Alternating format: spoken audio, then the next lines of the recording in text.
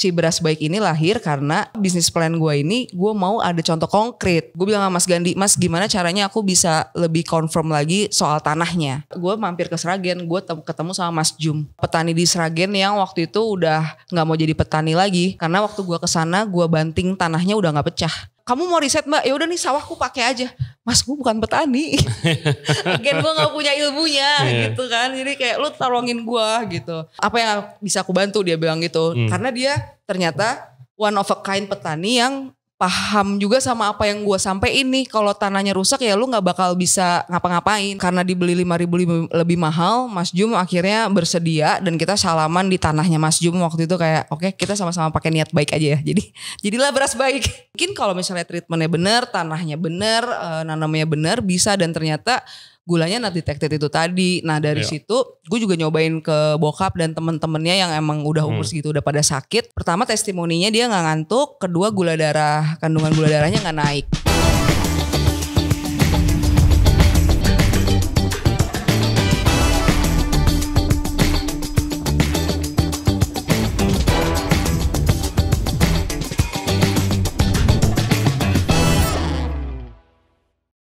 Everybody, thank you very much for tuning in to Regenser Radio Podcast. Tamu kita kali ini Nadia Pratiwi. Dia adalah co-founder dari Nasi Peda Pelangi dan juga penggerak di balik movement Beras Baik. Nah, apa itu Beras Baik? Jadi ternyata guys, nggak semua beras atau nasi itu jelek untuk kesehatan, yang katanya bisa naikin gula darah. Dan juga sering banget kan kalau habis makan nasi itu kita lemes habis makan siang.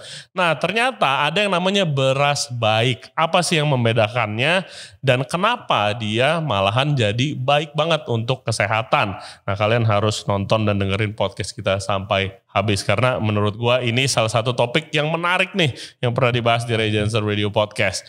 Oke guys, seperti biasa yang belum subscribe jangan lupa subscribe di YouTube channel kita, juga di Spotify and all other podcast platform, follow kita di Instagram dan juga di TikTok di Regenser Radio. Oke, without further ado, please welcome Nadia Pratiwi. Enjoy the show. Oke, hai Nadia. Halo. Selamat datang, welcome to the show. Thank you udah nyediain waktunya. Dengan senang hati, akhirnya nyampe juga di meja ini. Yes, nggak taunya kita punya banyak kenalan yang sama, banyak mutual friend ya. Betul, Tapi betul. kita baru kenal sekarang. Baru ngeh ya? Anyway, so nice to meet you. Kemarin di acaranya Jafara langsung belajar banyak karena kali ini kita mau ngomongin beras baik nih. Emangnya ada beras yang jahat berarti? Mungkin.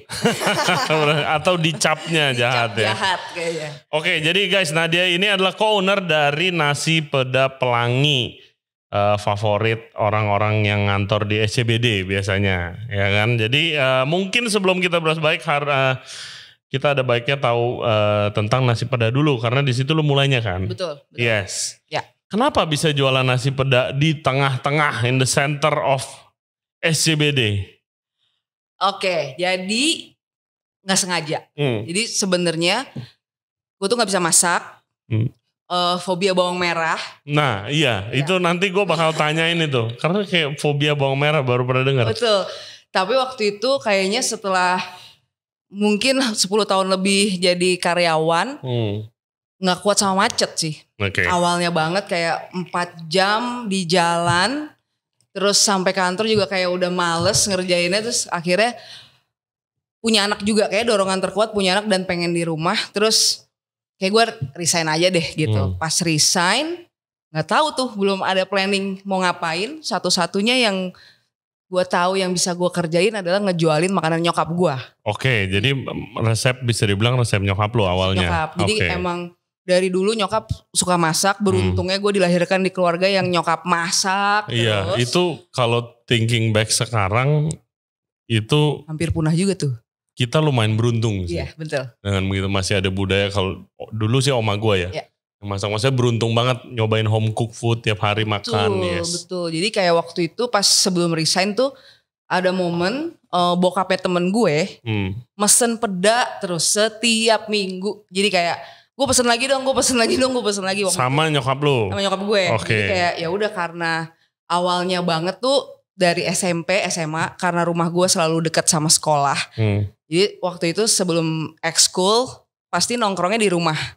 Dan nyokap gue tuh hampir mungkin seminggu bisa 2 kali 3 kali masak itu tumis peda, pakai jagung, pakai irisan cabe, bawang dan lain-lain.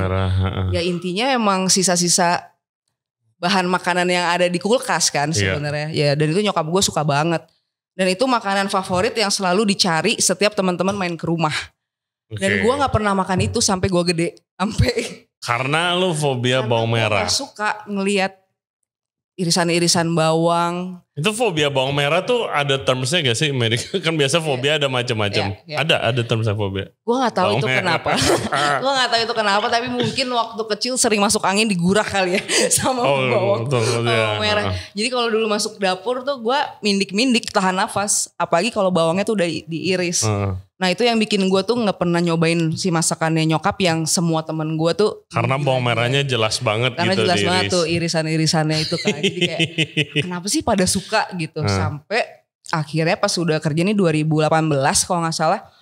Pesen terus pas resign gue akhirnya cuman ya udah WhatsApp lagi temen-temen. Jadi waktu itu baru nikah juga gak bisa masak kan. Gue cuma bisa masak telur ceplok. Jadi kayak suami gue bilang kayak, lu mau telur ceplok setengah matang atau matang? Dan nyokap kan biasa kan, anaknya baru pindah tinggal sendiri, pasti dia selalu ngirimin makanan. Jadi tuh ada peda dan ada keripik kentang di rumah. Sarapan gue recook lagi, panasin doang. Kalau panasin bisa lah. Masih mending. Panasin bisa lah. Terus kasihlah ceplokan telur. Nah suami gue tuh gak makan ikan asin juga tadinya. Pas makan itu, loh kok ini enak nih, apaan nih gitu. Mah ini apa sih? Peda kan. Ya ini peda ikan asin nih yang biasa di rumah. Nah dari situ ada pesanan tiap minggu buat bokapnya temen gue plus suami gue jadinya suka. Akhirnya mah masak lagi dong gitu. Nah kan namanya ibu-ibu tuh masak gak bisa sedikit. Dia biasa buat masak buat serumah kan. Ya udah akhirnya pas dari situ gue kasih lagi teman-teman gue yang dulu suka makan. Karena kita udah lama gak silaturahmi. Terus gue kirimin makanan. Terus mereka mulai, ini rasanya masih sama nih kayak dulu, ada nostalgia momen gitu. Akhirnya mereka pesen. Gue pesen deh buat di rumah. Jadi dia pesen lah tuh. Gue tuh awalnya jualnya cuma laukan gitu. Ya udah nih. Lauk satu kontainer gitu yang kecil, gue jual 500 gram. Lama-lama, yang masak masih nyokap. Gue gak bisa masak. Lu masih fobia. Abis itu temen-temen akhirnya pesen buat temen-temennya di kantor. Jadi gue mau dong buat kantor gitu. Nah itu udah mulai di rice bowl waktu itu kita mulainya. Jadi settingannya itu ada nasi putih, telur ceplok, peda sama keripik kentang. Gue tetap berkontribusi pada telur ceplok. Harus sempurna setengah matengnya. Karena waktu itu tuh eranya makanan rice bowl dengan telur setengah mateng semua kan. Iya, ada zamannya tuh. Iya kan? Tuh. Era rice bowl plus telur. Iya. Terus kita, kayaknya walaupun gue gak bisa effort banyak, gue bisa bikin telurnya perfectly side up yang setengah mateng gitu. Ya udah akhirnya dari cuman teman-teman WhatsApp, kita gak punya brand dan lain-lain, sampai temen sehari tuh ada 30 bowl sampai 60 gitu. Terus karena waktu itu masih ngantor juga di daerah Sudirman gitu. Terus di SCBD tuh awalnya gue sama temen-temen buka PH gitu di bawah itu tuh di underground playground itu. Awalnya tuh juga di depan tuh tempat sampah. Jadi gosen gue pesenin. Gosen ambil satu atas nama siapa. Atas nama. Iya gue tahu itu tempat sampah. Karena gue lama di Lucy in the Sky kan. Yes benar. Yes. Gue tahu itu area tempat sampah. Waktu kita meeting loh. Oh di sini jadi dulu kan tempat sampah sama kandang anjing kalau nggak salah. Tempat orang jackpot dari atas. Itu tuh udah jadinya kayak kalau ngeliat tikus sama itu, kayak kita yang nebeng nih di sini kan. Mereka penduduk aslinya di situ. Udah akhirnya capek mesenin gosen. Terus temen gue, lu bikin dong ininya namanya apa kek, terus lu masukin ke GoFood waktu itu kan kayak. Jadi gue gampang mesennya gini-gini. Ya udah terus karena punya temen yang bikin PH itu, bikinin gue logo dong. Gitu, logonya juga terinspirasinya dari telur ceplok dan lain-lain. Ya udah jadi deh akhirnya namanya apa? Ya nasi peda aja gitu. Karena emang gue gak pernah kepikiran punya bisnis F&B gitu kan. Backgroundnya juga sangat serius, maksudnya accounting, investment, finance. Terus tiba-tiba ya udah ngurusin warung. Senengnya karena ketika prep kan di rumah, jadi bisa main sama anak kan, anak bayi gitu. Jadi ya udah dilakonin, akhirnya terbentuklah Instagram dan brandnya si nasi peda karena warna-warni, ada irisan cabe hijau, cabe merah, jagung yang warna kuning ya. Pelangi deh. Oh, jadi as simple as that. Nasi peda pelangi. Oke. Gitu. Hey guys, kalau kalian suka konten seperti ini, jangan lupa like the video dan juga subscribe ke channel kita, Ray Jensen Radio Podcast. Back to the show. Terus gue gak ketemu nih, ngantor, pengen punya waktu sama keluarga, malah buka F&B. Karena gue gak tahu F&B itu ternyata gila banget. Ternyata malah, oke. Gue sebagai orang di F&B dan orang operation kayak, salah nih kayaknya, kebalik. Terjebak. Karena waktu itu mau ngapain ya, abis resign gitu. Gak tahu emang. Jadi gue tuh bukan tipe orang yang suka belanja atau apa. Hobinya cuma jalan sama makan. Okay. Nah gue mikir kayaknya gue akan happy kalau gue bekerja sesuai dengan apa yang gue suka. Nah gue gak tahu nih dulu F&B bisnis tuh di dalamnya rigid dan kayak bikin 24 jam mikir kan. Iya, kayak, lo harus hands on gitu kan, all the time. Ya, terus kayak udah kecebur, kita belajar berenang aja deh. Akhirnya gitu kan, ya udah belajar berenang pelan-pelan. Akhirnya dari 2018 kita open PO 6 bulan dan suami gue tiap hari makan itu. Oke. Sampai titik mana lu bosen? Ternyata dia 6 bulan menuju 7 udah mulai bosen. Okay. Kayaknya harus ada menu kedua deh gitu. Ya udah akhirnya sebelum kita punya warung kita jual peda pelangi plus cumi hitam manis yang itu juga dari resep nyokap di rumah yang nyokap juga belajarnya dari Eyang gitu. Jadi ya, itu enak banget loh. Thank you. Itu sangat enak cuminya, guys. Kalau yang belum pernah nyobain. Iya, itu resep Eyang lu. Resep Eyang. Kenapa konsepnya lu mikir kayak wartegan gitu? Jadi, again gue gak punya basic of F&B. Knowledge gue gak punya. Jadi gue based on apa yang menurut gue nyaman. Dan yang membuat nyaman gue adalah masakan nyokap gue. Dan gue mikir kayak, gue gak bisa punya pilihan lain selain ngejualin makanannya dia. Karena gue gak bisa masak kan. Jadi kayak...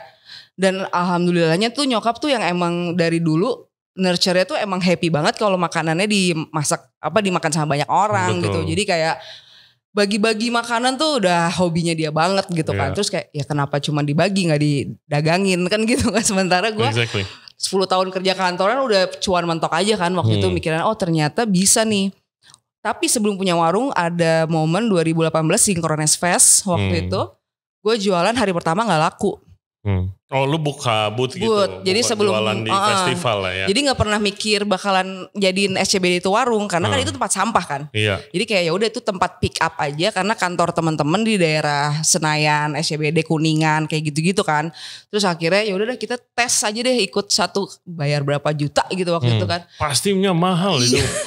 Acara terus, begitu. Habis itu wah nggak laku nih hari pertama gimana dong? Gimana rasanya? Udah spend udah pasti jutaan lah bayar. Yes. Rasanya sih kayak apa gua cari usaha lain aja ya. Pasti rasanya kayak sinking feeling gitu anjing. Gua apa gak enak ya sebenarnya. Gue tuh sampai saking hopelessnya gue bawa baki. Terus gue bikin kayak mini portion gitu. Iya tester. Gue joget-joget di depan stage waktu itu Endah Endresa lagi manggung. Cobain supaya emang orang cobain aja. Karena katanya kan ini enak kok gitu. Jadi yang bikin gak laku kan karena orang memandang sebelah mata ikan asin ya. Dan orang belum cobain dulu. Nah terus akhirnya hari kedua ada Mbak Ade beli. Oke. Mbak Ade Putri beli. Shout out to Mbak Ade. Iya kan. Terus dia kan langsung tuh cerita dong di Instagramnya dia. Dan sebenarnya enak gak enaknya gue gak peduli gitu. Tapi yang dia ceritain itu ini persis banget sama masakan nyokap gue. Wah berarti kayaknya banyak nih yang kayak gue gitu kan. Yang emang kangen sama masakan nyokap. Mungkin nyokapnya udah gak pernah masak atau mungkin udah meninggal atau apa. Tapi kayak ternyata ada yang ngerasain hal yang sama begitu gue ngeliat followersnya. Oh ternyata nih followersnya banyak nih. Nah terus hari kedua itu ada Roma Irama. Jadi yang datang ke Synchronous Fest tuh agak lebih tua. Ya kan. Kayaknya familiar sama ikan peda. Nah jadi terjadilah antrian 5 orang, 6 orang. Ya udah dari situ gue ambil momentum untuk gue bagi-bagi kayak ada gratis, beli 2 gratis 1 dan lain-lain. Akhirnya terjadilah antrian. Terus orang coba deh. Akhirnya nyoba gitu. Ya udah dari situ ternyata bisa kok dicoba. Akhirnya buka warung di SCBD, nggak ada yang makan juga karena itu kan ngumpet ya tempatnya di bawah. Banget. Terus gue pernah dikejar-kejar Satpol PP waktu nawarin ke depan Grand Laki, ternyata nggak boleh. Ternyata nggak boleh. Jadi kita ada kali sebulan jualan tuh kerjanya tiap hari bagi-bagi makanan. Iya. Wah, supaya, I know the feeling, by the way. Yes. Daripada kebuang kan sedih kan. Padahal kita tuh cuman bawa kayak 20-30 porsi. Oh my God. Terus ya udah yang pesanan teman-teman udah mulai biasa, tapi kan mungkin mereka juga udah mulai bosen karena menunya cuma 1, 2 sama cumi kan. Akhirnya pelan-pelan kita kasih ya udah gratis gorengan, gratis es teh gitu. Dan kenapa jadi menunya warteg? Karena waktu itu kita mikir sebagai orang kantoran yang pernah jadi karyawan, makan mewah tuh terjadi hari Jumat. Itu juga kalau abis tanggal gajian. Yeah. Sisanya makannya di kantin energi, kantin PP, ya pokoknya kantin supir. Enggak yang bener kaki 5. Yang bener kaki 5 gitu kan. Nah jadi kayak gue ngeliat, oh ini ada loop di sini yang sebenarnya bisa kok dibikin tengah kayak warteg. Nggak terlalu murah, nggak terlalu mahal. Ya cukup aja buat jadi masyarakat biasa seperti kita gitu. Tapi gimana caranya mereka bisa ngerasa nyaman karena feel-nya yang pengen dirasain adalah lu pulang ke rumah. Jadi lu kerja, lu kena AC, lu serius, lu istirahat tuh sejam bisa pulang ke rumah. Which is ketemu sama makanan rumahan. Makanya foto nyokap gue taruh di situ kan. Biar kayak lagi main ke rumah gue lah vibes-nya gitu. Tapi bener sih, comfort. Gue juga posisi yang sama. Oma gue yang dulu dari kecil ngajarin gue masak dan masakin semua keluarga. Udah gak ada.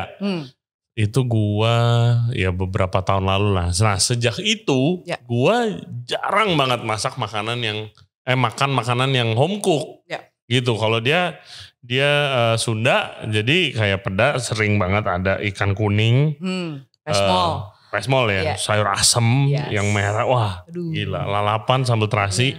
Nah itu yang gua kangen juga. Emang bener dapat feel-nya kayak gila, ini kayak makanan emang bener true apa ya, home cook. Iya. Sampai akhirnya waktu yaudah Bu kita jualan yuk gitu. Ma kita jualan yuk. Ya tapi kamu masak dulu sekali. Wah deg-degannya kayak gila-gilaan. Ya oke gue masak tapi bawang merahnya lu yang potongin. Pokoknya tahu resep udah sekali masak. Habis itu gue gak pernah masak lagi. Sampai mungkin baru beberapa bulan yang lalu gue akhirnya berdamai dengan fobia bawang merah itu. Karena anak gue udah, Bu masakin aku dong apa aja. Dan biasanya gue cuma masakan kayak Jepang karena cuma pakai kecap-kecapan curangan, bawang putih, bawang bombay, tapi nggak pernah ada bawang merah. Cuman begitu dia udah mulai suka ayam bakar, ayam goreng, udah deh gue Bismillah belajar. Gimana rasanya waktu lu ngiris itu? Itu juga kalau lu fobia. Lagi-lagi Mbak Ade tuh yang nge-push kayak, jadi sering beberapa kali kan kalau udah mentok kan sering banget mentok ya punya bisnis makanan, ngobrol lagi sama Mbak Ade gitu kan kayak, lu harus belajar. Nanti kalau misalnya nyokap lu udah gak ada, lu mau tergantung sama siapa? Orang lain. Ini kan warung-warung loh gitu kan. Ya juga sih, tapi emang dorongan terkuat itu ketika anak minta makan itu pas gue iris, gue sambil ngomong sama diri sendiri gitu, udah gak apa-apa, bismillah. Ya ternyata gak kenapa-napa. Walaupun abis itu gue langsung cuci tangan tuh masih ya kayak ada gelinya, ada itu, tapi ternyata tapi lebih ke geli kan, bukan kayak scared gitu kan. Lebih ke geli gitu, lebih kayak gue nggak bisa terima nih tekstur dan baunya, apalagi kalau keluar air. Wah, tapi begitu udah jadi makanan, nah itu gue kayak akhirnya gue belajar masak nih berapa bulan terakhir ini, belajar masak. Ternyata ini keren juga ya, kayak raw, terus diproses, terus jadi sesuatu yang enak gitu. Dan nyokap gue tuh selalu bilang, jadi waktu bikin masakan Indonesia tuh susah banget ya. Ternyata gue juga, tahu gitu gue dulu bisnisnya mie ayam aja, atau enggak tahu gue dulu gue bisnisnya ayam goreng aja kan gitu kan. Karena gue nggak tahu nih knowledge-nya kan, gue udah kecebur aja. Ternyata rigid banget masalah gramasi apa segala macem. Terus nyokap selalu bilang, mah ini kok nggak pernah bisa sama sih. Coba deh lu sampai buang bumbu, sampai gue taruh timbangan gitu kayak tetap aja beda. Terus nyokap bilang, ini namanya rosso kalau di bahasa Jawa. Feeling. Yes, makanan Indo ada banget itunya. Iya, makanan terus Indonesia. Kayak, wah gue gak akan bisa figure out ini kalau gue gak nyoba kan. Ya udah akhirnya belajar masak deh. Yang paling challenging karena dulu gue pernah punya restoran Indonesia, yaitu pertama bumbunya. Si bawang nih wangi gak, si cabai tuh pedesnya segimana sih pengiriman kali ini gitu, perlu gue tambahin gula gak itu. Nah itu harus punya feeling gitu, Gue 5 tahun gak punya knowledge. Jadi gue kayak sering banget dapat komplain. Kok ini ayam suwirnya pedes banget ya hari ini? Gue lah. Terus gue bilang kan sama yang bantuin nyokap di dapur kan. Jadi nyokap udah punya tim sekarang. Dan dia tetap masih mau masak. Jadi kayak seminggu 3 kali dia selalu masak. Karena dia ngerasa itu meditationnya dia. Jadi gue pernah kayak udah mah main aja sama cucu. Dia sedih kayak kok kamu ini sih gitu. Kamu udah gak butuh aku lagi ya. Gitu. Maksud gue biar lu gak capek kan gitu kan. Terus ya long story short akhirnya ternyata cabenya ini lebih pedas karena ya gak tahu kondisi di pasarnya dapetnya kayak gitu. Jadi gue cuma bilang ke teman-teman yang suka DM di Instagram ya mohon maaf ya cabenya lagi lebih pedas.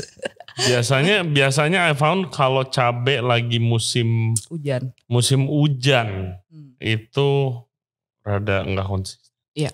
Iya kalau barangnya lagi ada suka nggak ada cabe dan harganya mahal. Sekarang cabe 150.000 hampir belum lebaran ya, belum lebaran loh gila. Jadi ya. Iya begitu selalu trennya. Iya bos lagi mau tahun baru biasa terus kagak turun-turun. Kapan turun ya? Nggak tahu nih, nggak turun-turun. Gue tungguin ya. Jadi ya gitulah yang suka buang-buang sambel. Jadi guys, gue minggu lalu ya akhirnya makan nasi peda pelangi. Yang paling amaze selain si pedanya of course dan cuminya enak banget itu sama nasinya. Karena nasinya ada nasi ungu. Terus gue makan, terus lagi ngobrol, nah dia bilang, lu lemes gak abis makan nasi? Enggak, oh iya tumben ya gak lemes. Biasa kan kalau makan siang ya ada lemesnya dulu lah. Seenggaknya kalau gue 15-20 menit biasanya. Karena gue udah hitung tuh gitu. Ini gak ada sama sekali. Notice ya? Gue sangat notice. Dan tapi awal gak notice karena kita sambil meeting makannya. Terus pas lu nanya, oh iya bener juga ya. Nah terus habis itu ceritalah dia soal beras baik ini gitu. Jadi gimana nih mulainya beras baik movement kalian nih?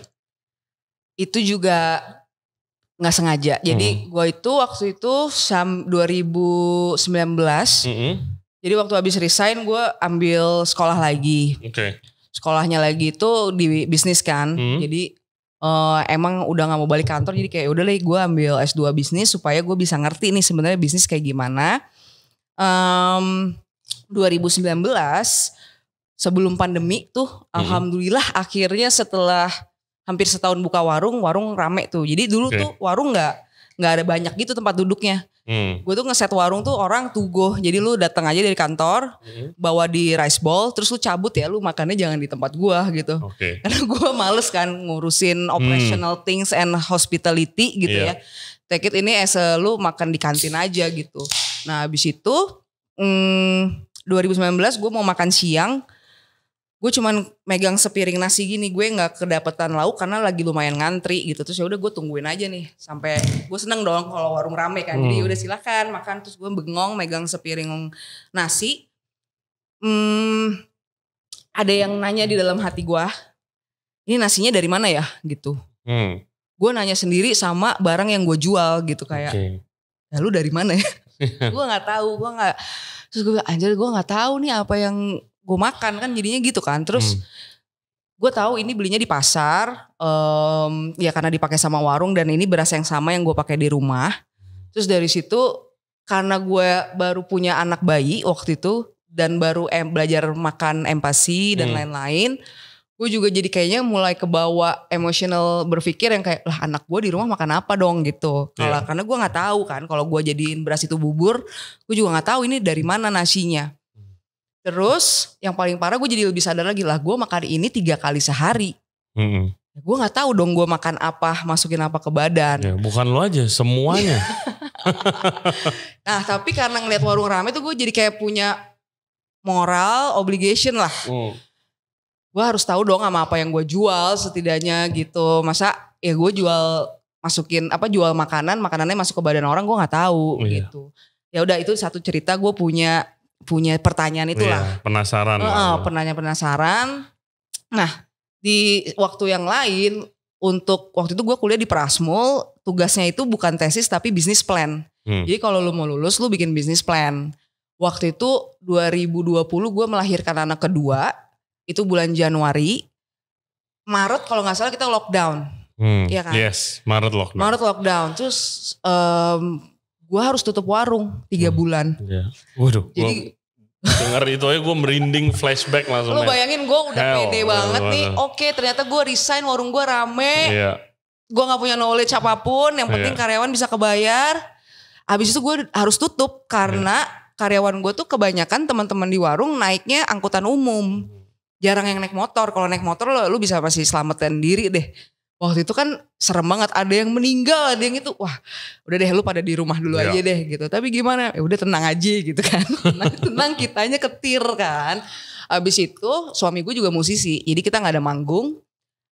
Dan waktu itu gue udah harus bikin bisnis plan itu. Wah gue bilang, combo banget, udah anak gue ya kan, 1 balita 1 bayi.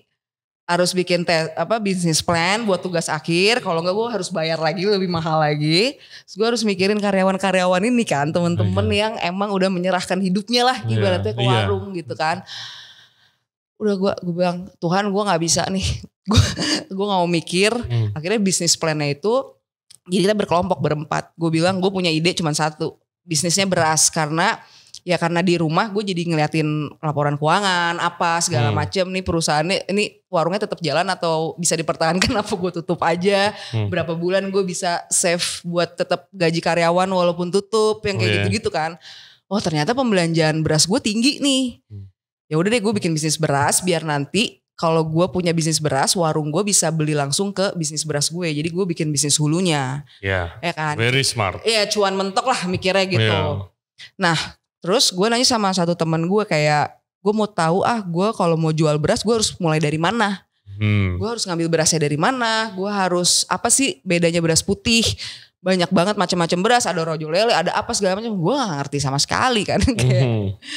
Oke, apa yang harus gue mulai duluan? Terus temen gue bilang gue gak mau ngenalin karena ini orangnya belum tentu mau dikenalin. Tapi lu coba aja waktu itu kan kita sering ada sesi apa sih kayak Zoom apa segala macam. Nah lu coba aja langsung japri dia di momen itu. Jadi kayak ada satu Zoom meeting. Terus gue nebeng ke situ karena waktu itu bahasannya lagi tentang pangan juga. Abis itu gue japri namanya Pak Niko. Dia Dr. Niko Mandandi. Dia bioteknologi doktor. Dia sebenarnya actually dari Australia, orang Indonesia tapi warga negara Australia. Tapi dia balik ke sini gara-gara soil riset tentang tanah. Pak, saya Nadia ya, gue dengan polosnya saya lagi mau ngerjain bisnis tugas akhir gini. Saya butuh ngobrol-ngobrol dong, mau tanya soal beras karena saya mau bikin bisnis beras gitu. Dikasih jurnal tanah, ada kayak satu channel YouTube, link YouTube sama satu jurnal gitu tentang soil. Oh kamu mau tahu tentang beras nih, kamu baca ini dulu atau kamu nonton ini dulu. Jadi kayak dia mancing, lu ngulik nggak gitu. Oke, malah nguliknya tanah ya. Iya. Gue makin bingung dong, ini gue udah capek banget nih gak mau mikir gitu. Tapi ya udah gue jalanin aja karena menurut gue ya udah gue males nyari narasumber yang lain gitu kan. Dan gue juga ngeliat kan waktu itu gue look up ke Bu Heli juga. Jadi sebelum resign gue juga kayak sempet ngelamar di Jafara tapi gak ada balasan apapun gitu. Tapi gue lihat wah ini kayaknya keren nih kan gitu. Dia juga lumayan ngulik beras juga kan. Nah dari situ banget. Terus habis itu ya udah akhirnya dari jurnal tanah itu dia ngirimin sampel berasnya dia. Ini coba kamu masak. Nah terus kan pandemi sangat sempit ya ruang geraknya. Jadi apa yang bisa gue kerjain ini di rumah supaya bisnis plan gue bisa jalan. Akhirnya dari jurnal tanah itu dia bilang kalau misalnya good soil itu awal mula dari good food.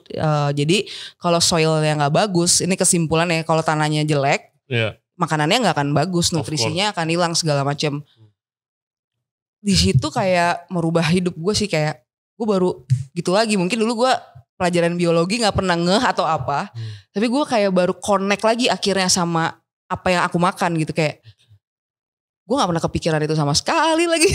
Padahal tukang makan apa segala macam. Terus tanah kita apa kabar dong kan gitu kan pertanyaannya. Dan sebenarnya beras yang kita makan tuh dari tanah kita atau bukan sih kan gitu. Jadi wah ini jadi banyak banget pertanyaannya. Habis itu dia kirimin beras sampel dari Jogja, Sleman, di belakang Prambanan sawahnya. Terus udah nih coba kamu tes aja, kamu diemin 7 hari. Compare sama kamu beli beras organik yang ada di supermarket. Oke, jadi beras ini Sleman, nggak ada cap organik, nggak ada apa. Terus ada beras organik lo beli di supermarket yang udah ada capnya. Yes. Sama satu lagi beras yang gue pakai di warung. Ya, oke. Jadi ada 3 beras. Ada 3 beras. Terus lu masak biasa. Taruh di kontainer. 3 biji. Terus gue diamin 7 hari. Karena kan kebutuhannya kan buat dokumentasi tugas bisnis kan. Bisnis akhir. Makanya niat segitu. Niat. Kalau enggak ya ngapain kan. Jadi lu ada mau bikin eksperimen. Jadi tiap hari gue tengokin. Gue tutupin pakai kayak kain jaring-jaring gitu. Yang buat iniin beras, nasi. Udah.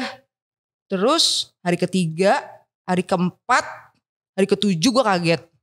Ternyata beras yang gue pakai di warung dan di rumah warnanya orange jadi kayak oncom. Iyo. Terus beras yang bau biasanya tuh nasi basi. Iya dan berlendir. Iya. Dan berlendir.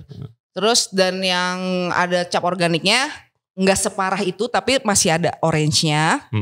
Tapi beras yang dari Jogja putih. Tapi dia kering aja. Even dia gak berlendir. Dia kering kayak karena mungkin udah 7 hari di luar kan. Terus gue tanya, gue foto. Jadi Mas Niko ini ilmuwannya kayak dokternya, saintisnya. Dia punya partner Mas Gandhi. Ini actually si petaninya. Yang nanem si beras ini. Jadi tiap malam gue nelpon, Mas ini gimana segala macam. Terus pas ini, Mas kok ini gini? Terus dia jelasin tentunya dengan jurnal lagi. Terus dia bilang, bahasa gampangnya apa sih Mas, gue tanya gitu kan, kok bisa? Ya jadi kalau misalnya tanahnya gak bagus, tanahnya gak murni, ya pasti kan dia butuh bantuan karena tanahnya ekosistemnya gak hidup, dia butuh bantuan pesticide supaya dia tetap bisa produksi. Nah kontaminasi pesticide yang ada di padi ini menyebabkan indeks glycemic atau kadar gula di beras itu jadi naik. Kadar gula jadi naik ya. Sehingga kalau lo makan, lo gak gerak, dia ke convert langsung jadi gula instead of jadi karbo tenaga gitu kan. Kan kalau sebenarnya kan karbohidrat kan untuk ngasih lo tenaga kan. Betul. Kalau misalnya lu diem, duduk ngantor lagi, dia bakal jadi gula karena lu nggak gerak kan. Oh gitu. Gitu. Jadi kalau I never knew that. Jadi kalau misalnya bikin ngantuk, itu karena dia udah bukan jadi karbo lagi di dalam perut lo, tapi udah ke convert jadi gula. Gitu. Nah dari situ, terus apa hubungannya sama orange? Iya, jadi itu karena kalau misalnya kandungan gulanya banyak, dia gampang dimakan sama bakteri. Iya, bakteri makannya gula, dan jamur. Fermentasi. Karena bakteri makannya gula dan jamur gitu. Gitu. Jadi bukan pernah gak kepikiran, nggak tahu, mungkin very cynical. Oh berarti yang organik aja udah lebih cepat rusak. Ada pengawetnya nih gitu. Pernah kepikiran gitu gak berarti? Kalau kepikirannya lebih gini, yang udah ada capnya aja masih ada orange-nya nih. Gitu. Berarti kan sebenarnya apa yang terjadi di hulu kita bener sama sekali gak bisa kontrol. Walaupun itu udah ada sertifikat. Pas lu ngomong begitu tadi kayak ya it's a bit scary juga ya. Padahal itu kan makanan bener-bener makanan kita banget, nasi. Setiap hari. Yes. Setiap hari. 3 kali sehari. Even orang Indonesia ada slogan belum makan. Belum makan nasi. Gitu kan. Walaupun sebenarnya enggak juga kan. Kita harus makan yang lain. Nah dari situ gue lumayan ini sih shock karena ya itu lagi mikirinnya anak aja nih kayak terus gue makan apa, terus adik gue autoimun, bokap gue stroke udah 10 tahun, jadi gue kayak punya orang tua yang satu lifestyle-nya sukanya makan seafood, minum alkohol, begadang, yang satu ibu gue makan bakso itu jarang banget, even dia gak bisa makan daging karena emang gak ketelan sama dia, jadi dia makannya sayur dan segala macam, pecel dan sehat. Paling sakitnya cuman sendi-sendinya aja sekarang gitu. Kalau bokap gue udah gak bisa jalan. Jadi kayak gue dikasih contoh lagi nih. Oh berarti bener-bener ngaruh ya apa yang kita makan masuk ke badan sama kita sehat atau enggak. Karena emang keluarga bokap tuh keluarga Batak yang emang kalau makan sangat hedon, pesta dan gila-gilaan banget ya kan. Luar biasa. Nyokap gue tuh yang SMP SMA makannya bunga gitu kan. Jadi kayak pinggangnya cuma segini gitu. Terus udah two different culture lah gitu. Dan itu bikin gue jadi kayak gue mau gedein anak gue gimana ya. Gue mau ngasih makan anak gue gimana. Nah dari situ akhirnya si beras baik ini lahir karena tesis bisnis plan gue ini gue mau ada contoh konkret. Jadi waktu pandemi bulan Maret ibu mertua gue meninggal. Gue bilang sama Mas Gandhi, Mas gimana caranya aku bisa lebih confirm lagi soal tanahnya gitu kan. Nah dari situ kamu coba aja nanam di rumah. Jadi kebetulan si yang pakai beras baik yang di Sleman ini dia tuh pakai metode namanya bokashi dan air subur. Apa itu? Sebenarnya itu local wisdom lah, cara lokal yang emang dia nggak pakai pesticide, dia pakai bakteri-bakteri yang ada dari sampah dapur, kotoran hewan dan lain sebagainya. Oke, jadi bisa dibilang pupuk organik. Pupuk organik. Yang beneran organik ya, composting gitu. Terus dia juga bikin air semprotannya itu yang kalau biasanya pesticide dia bikin dari gedebok pisang, air cucian ikan, air kelapa, air beras, air nyuci bawang dan lain-lain.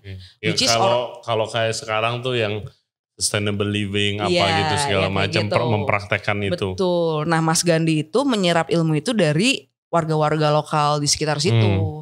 Udah akhirnya terjadilah air subur dan bokashi ini. Terus aku kalau mau dapetin ini di mana? Karena gue sekarang mau ngetes ya beneran tanahnya. Akhirnya dikirimlah dari Gunung Sindur ada di daerah Parung gitu. Karena temannya Mas Gandhi akhirnya produksi buat skala rumahan. Oke. Gitu. Produksi jadi, apa? Tanah? Bokashinya sama air suburnya. Buat dulu kan pada nanem ya pas pandemi. Iya gue juga. Jadi sampai sekarang gue nanem. Iya. Oh ada. Okay. Sampai padi bisa ditanam di pot. Gitu. Jadi nah dari situ udah dikirimin ya gue nanam akhirnya satu ada pakai plastik polybag gitu, satu bokashi, satunya lagi tanah di rumah gue, satunya lagi tanah plus pupuk yang kita suka beli di pinggir jalan. Nah itu udah terus gue nanam kangkung karena ya udah kamu pilih kangkung atau bayam karena itu paling cepet. Jadi kalau kegunaannya buat riset, observasi bisnis tugas akhir kamu bisa lah pakai itu, nggak usah lama-lama, less than a month kamu bisa terima datanya. Gue ukurin tiap hari. Kayak numbuhnya berapa panjang gitu, oke. Dan ternyata emang yang pakai tanah bokashi sama air subur ini daunnya lebih lebar pas panen, akarnya lebih dalam, terus dia batangnya lebih kuat. Terus pas gue tumis nggak usah pakai gula, rasanya udah enak. Iya itu kalau yang benar-benar sayuran yang benar-benar segar dan di grow right itu rasanya enak banget sih. Iya Kak, nggak usah pakai bumbu yang nggak usah macam-macam. Iya. Bener ya kayak gitu ya. Nah terus akarnya juga panjang. Terus gue tanya kenapa akarnya bisa lebih panjang daripada yang lain? Karena tanahnya sehat. Jadi kalau tanah yang sehat mikroorganismenya hidup, cacing hidup, segala macam, berarti banyak makanan yang didapatin sama tumbuhan itu. Yes. Makanya dia bisa menjalar sampai ke bawah. Sementara kalau lu siram pesticide, dia adanya di surface. Makanya akarnya nggak bisa ke dalam karena persediaan makanannya di surface. Itu juga yang bikin tanaman cepet roboh, kalau ada angin cepet gagal panen karena akarnya nggak kuat sampai ke dalam. Nah kan juga tanah yang sehat tuh gembur gitu kan, nggak padet tuh kayak Jakarta buset tanahnya padet banget gitu. Susah. Kayaknya itu juga nggak bisa hidup di situ. Susah tuh. Misalnya kalau cacing gitu kan yang nggak bisa ada di situ, padet banget. Dia gitu. pasti mati. Jadi gue di situ baru ngeh lagi, ternyata gue harus berterima kasih ya sama cacing ini yang biasa kita jijik gitu kan. Baru tahu karena kayak cacing makan mikroorganisme, dia menghasilkan kotoran juga. Kotoran itu juga jadi simbiosis dimakan sama tumbuhan, tumbuhannya jadi subur, terus tumbuhannya jadi sehat buat kita. Jadi nalar gue baru nyala tuh kayaknya di situ. Begitu gue ngeliat tuh kangkung jadinya lebih gede gara-gara tanah. Kesimpulan gue ya jadinya as simple as tanah yang baik akan menghasilkan makanan yang baik. Betul. Makanan yang baik akan membuat kita jadi sehat. Yes. Jadi, tapi kan itu different, lu tesis lu sampai warung lu pakai itu. Karena kan kalau udah skala bisnis beda, lu produksinya di mana, apa segala macam. Nah, akhirnya dilalahnya aja kalau kata orang Jawa ya, nggak sengaja nyokap mertua gue tadi meninggal kan. Gue bilang itu kalau nggak salah bulan Maret 2020. Dimakamin di Solo. Nah terus kan tadi gue juga cerita sama lo, gue pusing masalah karyawan nih kan. Di layoff atau enggak apa segala macam. Gue sempet teleponan sama temen gue yang emang HR. Jadi gue pernah sekantor sama dia pernah jadi HR-nya. Abis itu gue harus pecatin orang gak sih nih, gue bilang gitu kan dan lain-lain. Terus gue ceritalah tentang riset ini, lo lagi ngapain apa segala macam. Oh gue punya sepupu petani di Seragen lagi mau ke Jakarta tuh. Karena tanahnya udah rusak. Nah karena gue harus road trip ke Solo, pulang dari pemakaman nyokap mertua, gue mampir ke Seragen, gue ketemu sama Mas Jum. Mas Jum ini adalah petani di Sragen yang waktu itu udah nggak mau jadi petani lagi. Karena waktu gue kesana gue banting tanahnya udah nggak pecah. Jadi kayak udah kayak jadi batu gitu kan. Tanahnya kering, sekering itulah gitu. Kering banget. Terus Mas Jum bilang, kamu mau riset mbak? Ya udah nih sawahku pakai aja. Mas, gue bukan petani. Again gue nggak punya ilmunya gitu kan. Jadi kayak lu tolongin gue gitu. Apa yang bisa aku bantu, dia bilang gitu. Karena dia ternyata one of a kind petani yang paham juga sama apa yang gue sampein nih. Kalau tanahnya rusak ya lu gak bakal bisa ngapa-ngapain. Nah tanahnya dia rusak karena dia udah pakai kimia sejak mungkin puluhan tahun. Oke. Jadi kan emang 1960 revolusi hijau kita diajarin untuk menebar kimia di mana-mana. Dan disitulah nasi juga ada tipenya yang boleh beras ada tipenya yang boleh ditanam. Yang kawin apa segala macam, terus ya lengkap dengan obat-obatannya gitu. Ya mungkin kayak kita kali konsumsi obat terlalu lama juga akhirnya nggak kuat gitu kan. Nah mungkin karena tanah juga makhluk hidup, mungkin itu juga berlaku sama. Akhirnya Mas Jum bilang, pakai aja sawahnya ada 3.000 meter di depan sama di sini, jadi ada 6.000. Gue no idea dong, gue harus ngapain nih sama sawah ini. So gue bilang, Mas gimana caranya kita bisa trial di sawah yang paling kecil, lo nanam gak usah pakai kimia sama sekali, nanti kalau panen gue beli. Sotoy banget, padahal warung lagi tutup kan. Aku gak punya modal, aku gak bisa. Jadi dia udah gak punya modal, utangnya udah banyak karena dia harus ngutang ke Tengkulak buat beli pupuk kimia sebelumnya. Dan pas panen banyak yang gagal panen karena tanahnya udah keras banget kan. Jadi kayak pakai pupuk sebanyak apapun jadinya percuma, biaya produksi jadi tinggi, hasil produksi juga jelek sama sekali. Akhirnya dia give up. Terus aku bilang ya udah, gue urunan sama teman-teman buat ngasih starter 1 kali nanam di lahan yang kecil, tapi syaratnya lo bikin bokasi dan air subur versi lo sendiri. Jadi cari bakteri lokal, pakai sampah lokal, kohe lokal dan lain-lain, diajarin sama Mas Gandhi. Tapi jadi lo ketemuin Mas Gandhi sama Mas Jim aku temuin. Jadi Mas Gandhi sama Paniko jadi narasumber di situ. Terus ya udah akhirnya kita ketemuan. Nah terus habis dari situ, mau nggak Mas coba? Nanti gue beli 5.000 lebih mahal. Jadi faktor ekonomi itulah kayaknya yang membuat Mas Jum jadi mau gitu. Gue waktu itu belum tahu punya duit dari mana buat beli itu. Akhirnya mereka nanam, berapa bulan kemudian panennya sedikit juga. Tapi sedikit nih berapa banyak? Waktu itu kalau 3.000 meter itu biasanya bisa 1 ton gitu ya sekali panen. Paling waktu itu kayak cuma 200 kilo dan gue gak bisa beli semua. Gue cuma bisa beli 50 kilo waktu itu. Karena warung juga baru mulai buka untuk jualan tetangga-tetangga yang pada WFH. SCBD tetap masih tutup. Karena dibeli 5.000 lebih mahal, Mas Jum akhirnya bersedia dan kita salaman di tanahnya Mas Jum waktu itu kayak oke, kita sama-sama pakai niat baik aja ya. Jadilah beras baik. Jadi gak ada ini aja, gak ada meaning nama, tapi emang bener-bener kita berangkat from the good intention aja sebenarnya. Karena gue pengen tugas gue selesai, curious pertanyaan dalam hati gue terjawab, dan siapa tahu mudah-mudahan gue bisa jual sesuatu yang bisa gue pertanggungjawabkan gitu. Oke, gue punya beberapa pertanyaan. Soal sawah kering. Ya. Bukannya kalau gue lihat sawah tuh selalu kayak ada air di bawahnya tuh ya? Kok bisa kering? Kalau kayak Oktober lalu gue ke Sragen, semuanya warna coklat karena itu hamparan sawah yang perairannya itu dari dia gantian dari sumber air. Jadi kayak ada kayak selokan gitu yang biasanya runutan. Nah ketika kita kemarau panjang kemarin, air itu nggak ada.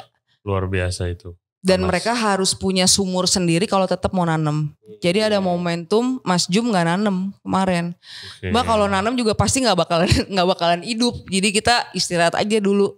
Gara-gara momen istirahat itu ada temennya di desa sebelah yang punya sumur dan mesin air. Jadi kita belajar. Jadi dia jadi kayak petani beras baik kedua gitu. Gara-gara ada musibah kekeringan panjang. Jadi ini produknya? Ini beras baik Sragen.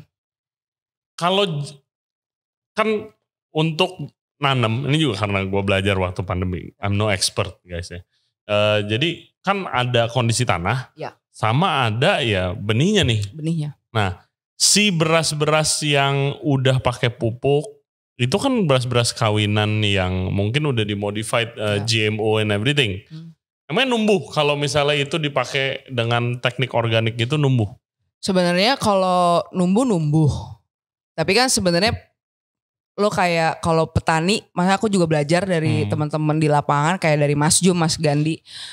Numbuh tapi kapasitas produksinya maksimal atau enggak? Oke. Kayak karena itu ngaruh banget di petani kan. Kayak effort lu sama, modal lu sama. Pas panen misalnya 2000 kilo gabah.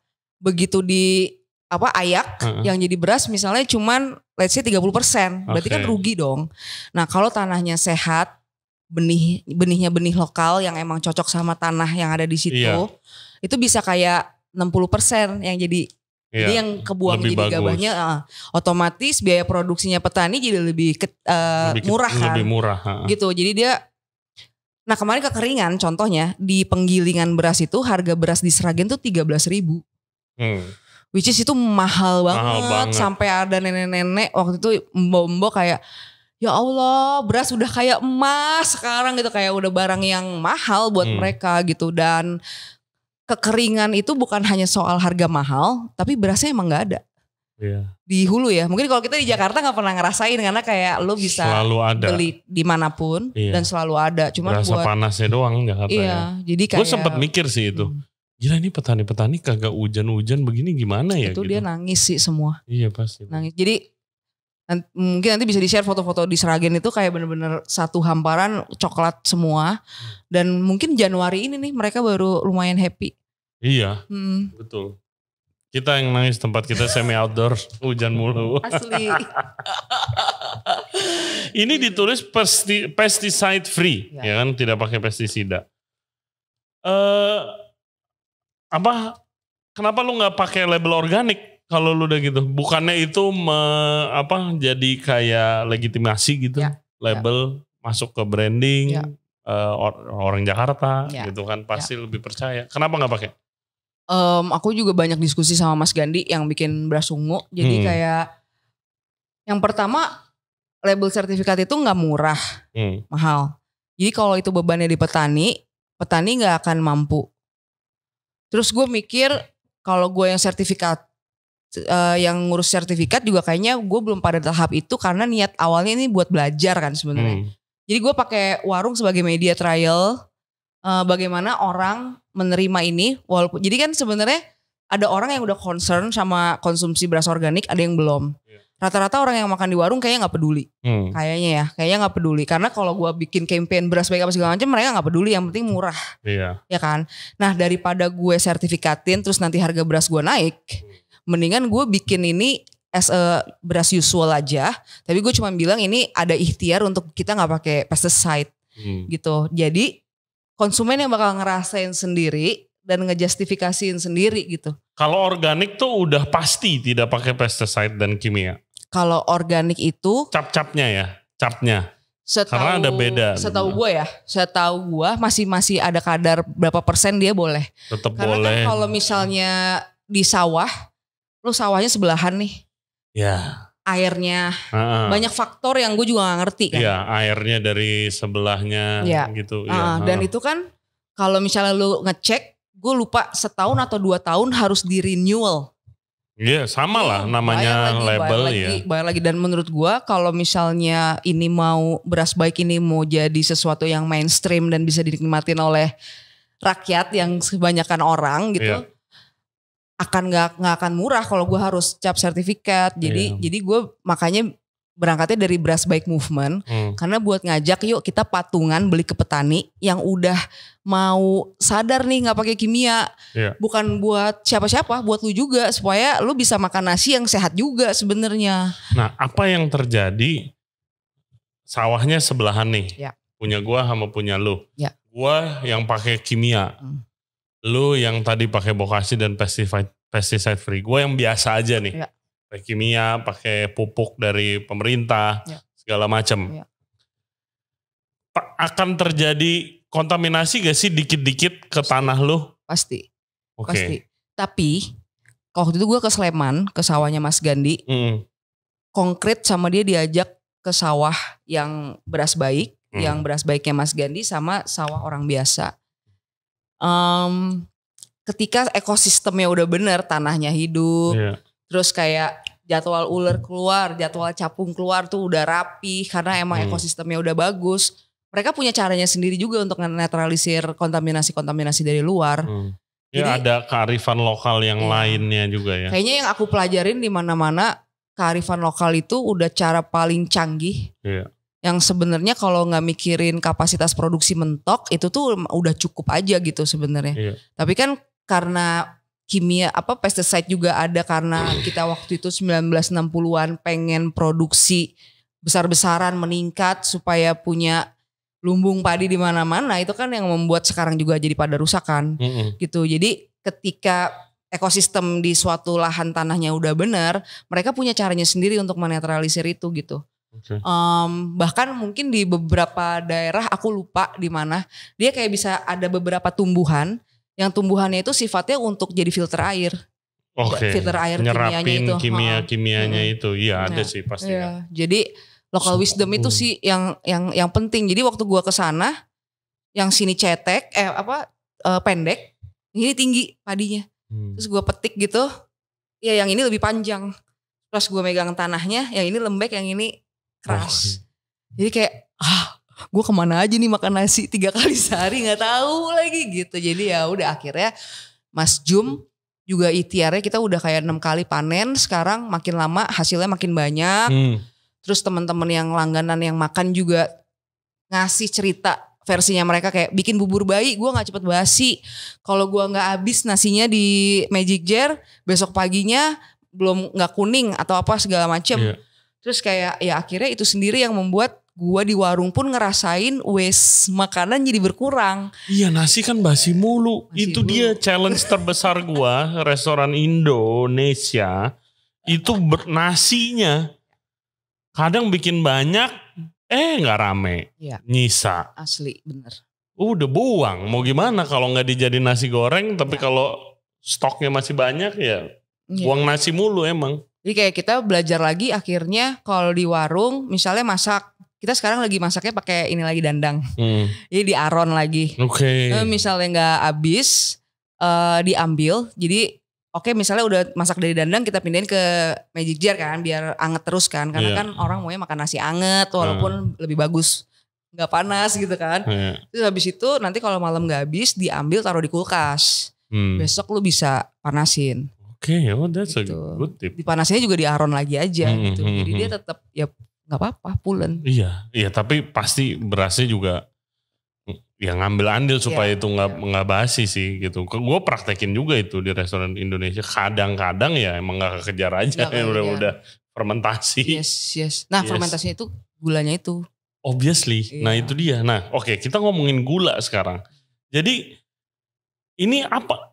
Low on sugar or really low atau nggak ada sama sekali? Emangnya bisa tanpa gula sama sekali nasi? Nah ini beras ungu juga, gue juga surprise banget.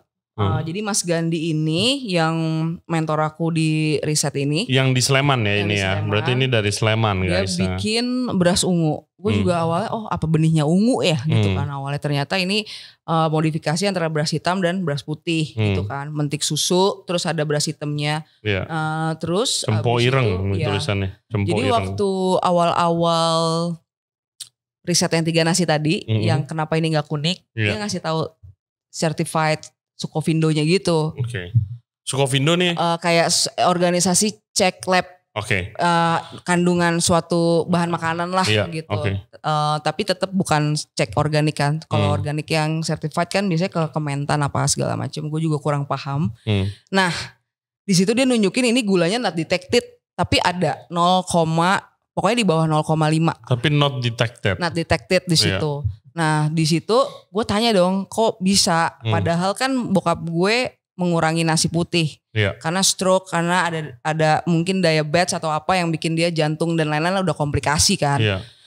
Ya gue sebagai orang yang awam juga gue nanya kok bisa kayak begini gitu gulanya not detected dan terbukti dari riset rumahan itu tadi kok yang tetap putih warnanya nggak orange dan lain-lain gitu. Karena dibilang kalau misalnya tanahnya benar, ekosistem tanahnya benar dan gak ada kontaminasi pesticide, berarti kontaminasi. Jadi kan tadi pesticide yang mengkontaminasi bahan pangan itu, dia kan akan membuat bahan pangan itu indeks glycemicnya jadi tinggi atau kandungan gulanya jadi tinggi. Nah, ketika dia nggak disemprot sama pesticide, indeks glycemicnya jadi lebih rendah. Dia bisa jadi lebih lama jadi karbo. Jadi ke convert jadi gulanya tuh jadinya nggak sebentar gitu. Kayak lu bilang 15-20 menit lu ngantuk gitu. Berarti kan dia cepat berubah jadi gula sebenarnya karena gula akan bikin lu ngantuk. Iya, betul. Nah, kalau kemarin makan ini gimana? Enggak, beneran. Gue gak bullshitting karena lu lagi podcast gitu loh. Gue kayak, oh iya kenapa gak lemes ya? Nah, makanya gue mau rekomen nih kayak nenek gue diabetes. Yes, Biasa makannya kalau gak shirataki sama basmati. Kalau lagi pengen makan nasi. Ya nanti gue ini, soalnya ini gak perak gitu loh. Kan banyak orang yang gak suka, kalau makan nasi merah seret banget gitu kan. Ya. Coba nanti di terus dari situ karena bokap gue juga sakit, gue jadi kayak, wah ini berarti selama ini nasi bikin diabetes difitnah dong gitu kan. Jadi mungkin kalau misalnya treatmentnya benar, tanahnya benar, nanamnya benar bisa, dan ternyata gulanya not detected itu tadi. Nah dari situ gue juga nyobain ke bokap dan temen-temennya yang emang udah umur segitu udah pada sakit. Pertama testimoninya dia gak ngantuk, kedua kandungan gula darahnya gak naik gitu. Jadi kenapa ini dibilangnya juga superfood kalau sama Mas Gandhi? Karena biasanya anak-anak autis kalau punya autism itu kan lu sugar rush. Jadi lu gerak terus gitu kan. Nah ketika lu makan sesuatu yang gulanya rendah atau not detected tadi, lu bisa lebih kalem, akhirnya lu bisa berkegiatan lebih seperti normal. Iya sih, kan kalau dengar kata-kata orang yang lebih tua gitu kan, zaman sekarang penyakit tuh aneh-aneh. Nah iya. Gitu kan, autoimun. Nyokap gue waktu itu beberapa tahun yang lalu kena autoimun. Adik gue juga. Namanya GBS ya, Guillain-Barré syndrome. Tiba-tiba aja setengah lumpuh, paralyzed setengah. Wow. Untungnya sekarang udah normal lagi. Tapi kayak dulu sempat hampir sebulan dia gak bisa jalan, suntik mulu, biaya mahal. Tapi penyebabnya gak jelas. Ya kan, penyebabnya nggak jelas, dia makan nggak parah-parah banget, nggak yang kayak, makan santan jeroan tiap hari gitu, gitu loh. Kayak normal aja, tapi aneh-aneh ya. Mungkin makanannya sama, tapi kandungan di dalamnya yang kurang, kita nggak tahu apa. Nggak tahu sih sebenarnya. Kayak ada penelitian juga yang bilang kalau suhu bumi naik 1,5 derajat gitu, bulir padi akan lebih kecil. Karena tanahnya udah tidak bisa nge-feeding nutrisi lagi ke bahan pangannya itu. Jadi kayak bisa jadi mungkin nanti anak gua gede makan nasi 1 porsi itu gak ada nutrisinya, kopong. Kecuali kalau pakai ini. Ya makanya kayak upaya-upaya kecil ini. Iya. Supaya tetap ada makanan yang normal gitu loh. Oke, gimana kabar dari Mas Gandhi tadi? Apakah movement ini, kan lu salah satu, anggapnya salah satu muridnya lah bisa dibilang, belajar dari dia. Apakah udah banyak petani-petani yang ngikutin cara dia gitu? Ya. Karena obviously harga berasnya pasti lebih tinggi. Karena lebih bagus gitu dan terbukti kan. Ada gak yang ngikutin dia? Terakhir kalau gak salah akhir tahun lalu ada kayak deklarasi gitu. Jadi kayak Mas Gandhi juga bikin gerakan kayak Lumbung Matraman. Dia tuh kayak ada mungkin 20-an petani yang udah declare untuk komit gitu komit untuk nanam ini, walaupun waktu tanamnya lebih panjang. Jadi kan kalau biasanya petani nanam beras tuh 3 bulan. Zaman dulu tuh sebenarnya 1 tahun 2 kali. 4 bulan, mungkin ada yang 6 bulan. Tapi karena di push yield ini nih kan. Karena produksi kimianya tambahin lagi biar lebih cepat gitu. Dan akhirnya harusnya kan juga diseling sama kacang supaya tanahnya bisa istirahat dulu, yang kayak gitu-gitu. Alhamdulillah sih di komunitasnya Mas Gandhi udah lebih banyak yang nanam. Udah lebih banyak yang nanam, mereka komit karena mereka juga tahu mereka bisa lebih dapat cuan ketika nanam ini. Dan yang kerennya lagi, petani yang udah nanam ini biasanya nggak ngejual ini semua. Jadi mereka nyisain dikit untuk mereka makan sendiri. Karena mereka udah tahu manfaatnya buat mereka gitu. Dan ini maksudnya movement yang bagus banget sih gitu loh. Movement yang bagus. Karena nasi yang semuanya makan. Kalau gak salah Mas Gandhi juga udah pernah nge-present ini ke Om Will. Terus kemarin waktu G20 dijadiin sushi. Menu sushinya. Jadi pakai nasi ungu ini sushinya waktu di G20 presiden itu. Jadi kayak pelan-pelan dan ada teman juga yang bergerak fokus nawarinnya dari health. Jadi kayak ya autism, diabetes dan lain-lain. Ya cuman kalau ini gak dibikin mainstream. Nah itu dia, how to make it cool and mainstream. Makan beras baik is cool gitu loh. Iya. Lo harus bikin itu kasarnya kan. Lo harus bantuin gue. Iya, pengen banget gue. Ini gue bakal di rumah ya kan, gue baru pindah rumah. Gue bakal masaknya ini, gitu. Makannya inilah pasti. Amin. Karena gue udah lihat efeknya. Gue karena gue saking males yang ngantuk itu, gue nggak makan nasi. Ya kan kurang mantep ya nggak makan nasi. Gitu. Tapi begitu. Ya jadi kayak apa? Karena ya akhirnya warung nasi peda itu yang jadi channel buat orang nyobain. Jadi gue kayak suka curang. Kalau malam nasi putihnya habis. Oh, oke. Cuma ada nasi ungu gitu. Tapi ketika orang nyobain, dia bisa bayar 5.000 lebih mahal. Tapi dia benar-benar bisa ngerasa kenyang lebih lama. Dan even dia jadi bisa sadar bahwa oh ternyata ada jenis nasi yang lain loh gitu. Oh iya, banyak banget sih. Iya kan? Yes. Gue jujur kalau gak ngikutin Bu Heli gak tahu. Makanya sama. Guys, please follow Bu Helianti Hilman di Instagram, follow Jafara. Yes. Nasi ada ribuan jenis katanya. Bener. Bahkan gue pernah dikasih lihat doang sih. Nasi. Setengah merah, setengah putih. Iya, yang kayak bendera Indonesia. Oh my God, itu kan simbolis banget kan musinya. Wah. Ya itu, we still have a long way to go. Tapi at least start loh, ada yang start kan. You obviously ada di SCBD, teman-teman lu juga kemarin waktu meeting juga orang-orang gaul Jakarta gitu loh. Mudah-mudahan. Ya kan bisa, siapa tahu kalau misalnya yang kena gue gitu movementnya. Gara-gara testimoni, ya maksudnya kan gue nggak ada label sertifikat apa segala macem. Tapi karena mereka kayak ngerasa terus ada sekarang lumayan ada teman beberapa yang punya warung udah ikutan. Jadi kayak beli per 20 kilo gitu. Jadi dia juga kalau di warungnya kayak Subo tuh udah langganan. Oke. Jadi dia udah pakai beras baik juga gitu. Terus kayak ada temen yang punya daycare. Dia concern juga karena di daycare juga nyediain makanan buat anak-anaknya yang ditaruh di situ. Dia udah langganan kayak 50 kilo. Terus ada temen juga yang beli buat pesantren gitu. Jadi kayak doanya Mas Jum nih kuat banget nih kayaknya kan. Kayak, nah itu juga sih yang bikin gue jadi kok oh ternyata sedikit nih. Tapi karena mereka udah ngerasain akhirnya mereka repeat. Terus kayak gue mau beli dong buat di rumah. Akhirnya kita bikin kayak warung kelontong di warung ada rak gitu. Sama kayak bisa dibeli di Tokopedia. Ada yang sekiloan, 5 kiloan tergantung aja. Dan itu gue juga emang belum yang nge-push. Ya mungkin dari channel-channel lo dan teman-teman gitu kan yang bisa testimoni sih. Kayak gue percaya testimoni, recommendation. And word of mouth kalau F&B ujung-ujung. Itu udah paling-paling lah gitu. Oke. Nih mentoknya kalau gue udah tahu dah kalau misalnya nanti yang denger dan yang nonton. Wah harganya kan mahal. Nah harganya mahal. Nasi gue ntar gak kejual, gak laku atau dicap jadi wah nasi aja mahal gitu segala macam. Di nasi peda Pelangi gak mahal-mahal banget. Lalu gimana? Kemarin kan beli bayar kan? Bayar. Gue bayar. Kan? Bayar. 50.000 2 lauk, which is gue pesen si peda sama si cumi, sama minum, sama nasi ungu, 50.000. Ya oke banget dong.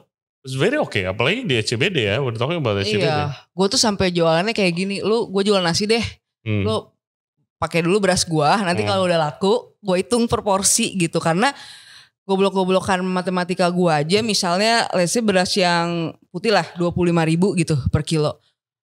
Itu bisa jadi 10-11 porsi 1 kilo gitu kan. Bisa even bisa 12 porsi. 25.000 jadi 12 porsi. Iya. Berarti kan ya rata-rata cewek biasanya berapa? 2.000-an lah ya. Betul. Rata-rata lu F&B jual nasi 7.000, 10.000. Yes. Iya kan. Restoran kan, fancy 15-20. Exactly. Iya gitu. Jadi sebenarnya lu masih dapat untung kok. Tapi lu mau gak nyisihin untung lu dikit? Karena mungkin selama ini kita makan, kita gak pernah bayar biaya maintenance lingkungan yang udah Tuhan kasih kali ya.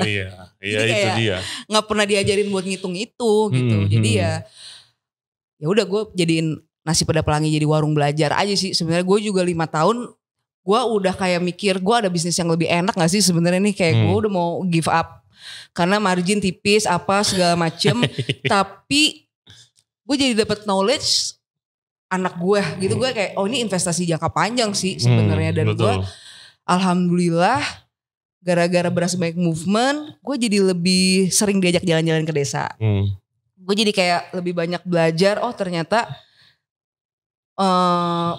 orang teman-teman kita di desa ini beruntung banget ya bisa punya source makanan yang belum terkontaminasi apa-apa. Sementara kita di Jakarta yang terlihat sangat beruntung, tapi kita not really know what we eat gitu.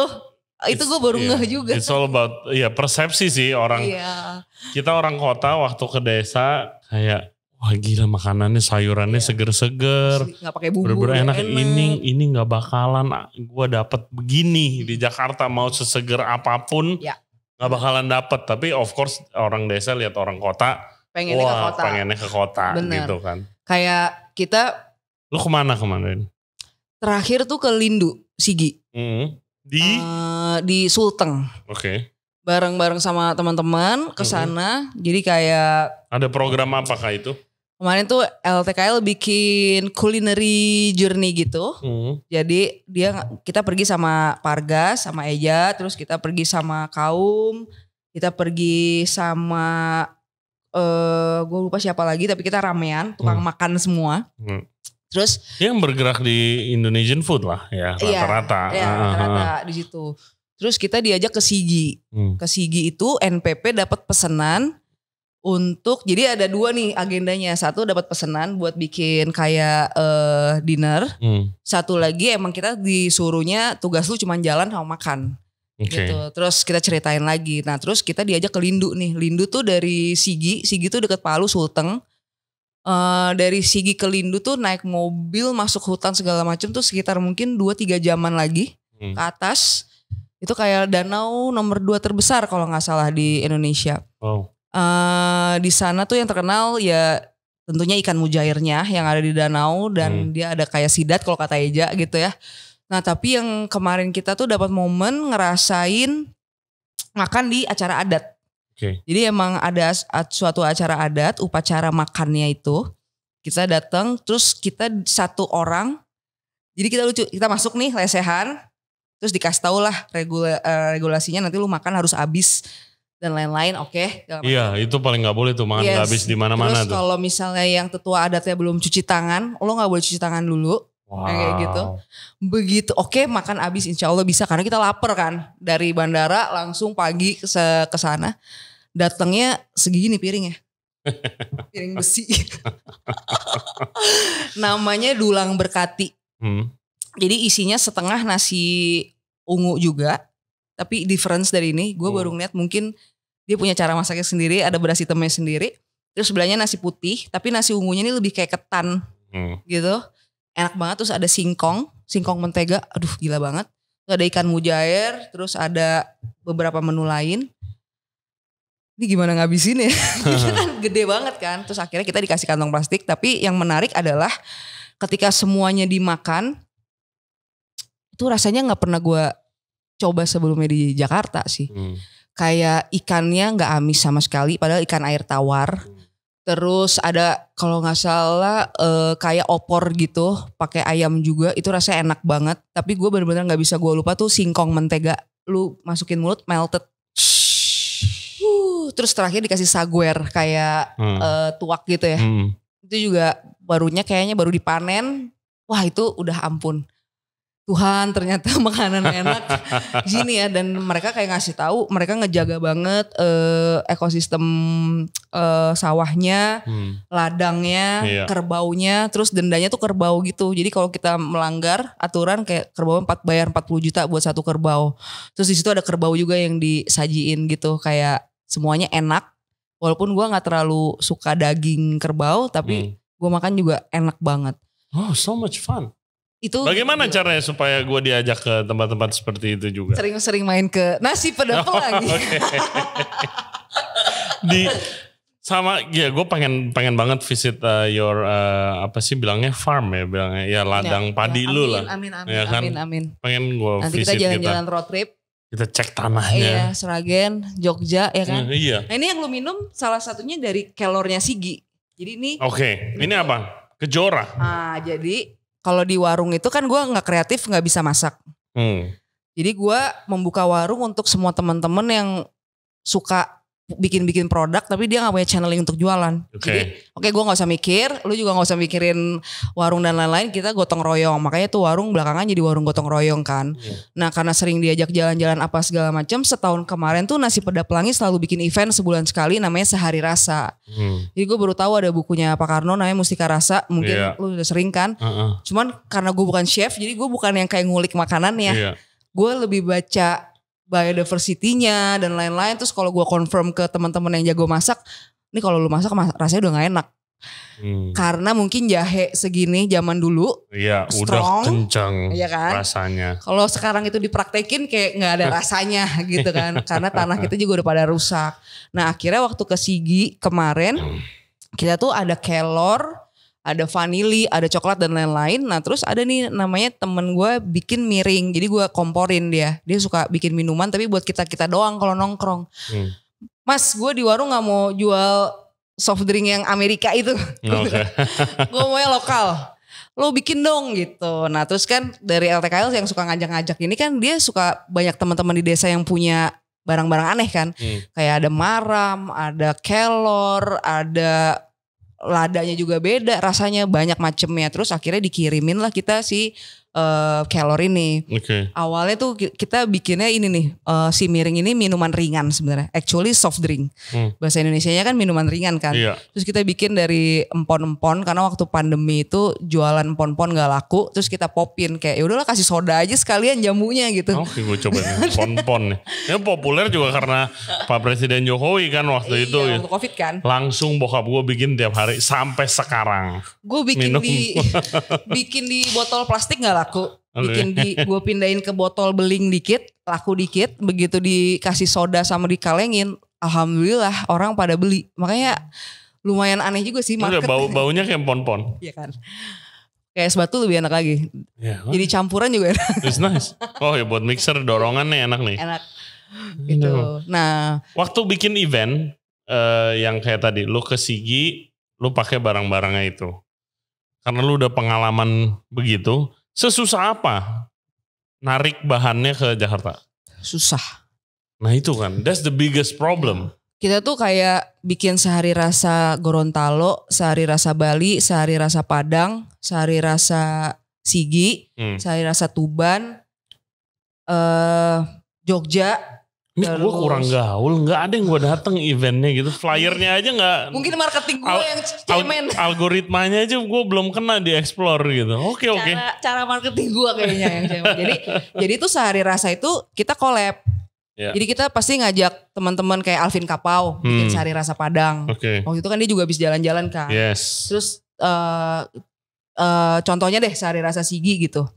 Gue kesana, pulang dari sana udah kebayang, udah kerasa terus kan, kayak keinget terus nih rasanya singkong mentega. Pasti kan udah kepikiran lu di sana pun kayak wah gila, ini buat ini sih. Nanti di outlet gua gini gitu. Begitu sampai sini gimana ya caranya? Nah waktu itu karena kita perginya ramean, akhirnya kita juga yaudah yuk kita bikin selebrasi yuk gitu. Abis pulang dari sana kan waktu itu sama Cork and Screw juga. Jadi kita ngiter tuh. Jadi di Cork and Screw di warung Nasi Peda dulu. Abis itu di Cork and Screw kita bikin event. Tapi itu kita minta kirimin bahannya dari teman-teman kita yang ada di sana. Dan itu gak bisa semuanya. Jadi kayak gue dikirimin waktu itu bubuk kelor. Jadi kelornya dalam bentuk bubuk. Gak jadi, bisa fresh. Si kelor ini ada satu desa di Sigi namanya Desa Porame kalau gak salah. Ada satu ibu namanya Ina Hajaria. Ina itu ibu, jadi Ibu Hajaria. Dia punya satu mesin gitu doang sederhana. Karena di situ semua pagernya tuh dari kelor, emang dari dulu kayak begitu. Jadi si ibu-ibu itu tinggal nyetor panenan kelornya ke situ dijadiin bubuk. Terus sama Bu Heli dijadiin mie kelor, yang kayak gitu-gitu. Nah gue bisa kontribusi apa ya gitu kan. Terus dibawalah bubuk kelor, gue kirim ke teman gue yang bikin miring ini. Lu bikin dong minuman dari ini gitu. Jadilah Kejora, kelor, jahe, aloe vera. Gitu si Kejora ini lahir buat kita waktu itu menyongsong si festival Sigi itu. Jadi waktu dibikin Sehari Rasa Sigi kan waktu di Siginya NPP dapat job lah ya, kayak lu bikin dinner dong buat 200 orang. waktu itu makan siang sama makan malam sambil diceritain. Gue juga bukan chef kan, gue bilang gitu. Ya udah akhirnya gue ngulik, gue designing menu dari masyarakat adat. Gue jadi belajar dulu, ada suku 2 suku, Kulawi sama Kaili. Mereka behaviornya gimana setiap hari. Akhirnya gue designing menu dari situ supaya gue bisa mamelin vanili dan lain-lain. Terus kita bikin 5 cents. Jadi mejanya lu bisa raba vanili, lu bisa cium. Terus nanti ada tarian apa segala macam. Pokoknya 5 panca indera lu termanjakan. Masing-masing makanan keluar kita ceritain dulu nih. Karena udah belajar kan. Udah belajar, udah jalan-jalan. Nah terus kita bawa ke Jakarta. Even sampai suara hutan ranjurinya itu kita rekam.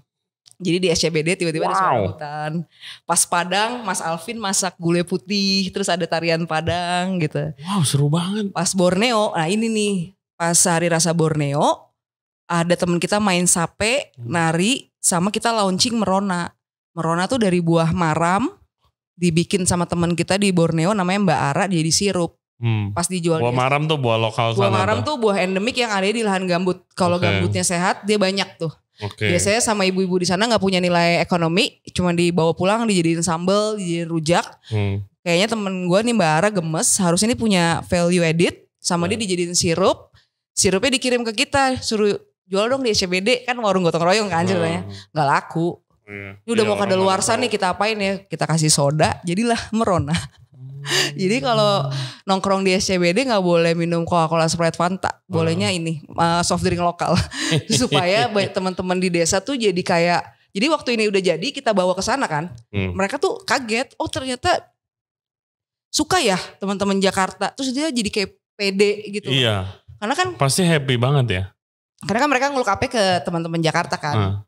Tapi teman-teman Jakarta kan sebenarnya udah bosen dan pengennya ke sana kan. Jadi kayak ini lu tuh bisa jadi kayak gini loh di Jakarta, terus kayak mereka happy dan mereka akhirnya bangga sama apa yang mereka lakuin dan bikin mereka nggak migrasi ke sini karena sini kan juga udah penuh kan sebenarnya.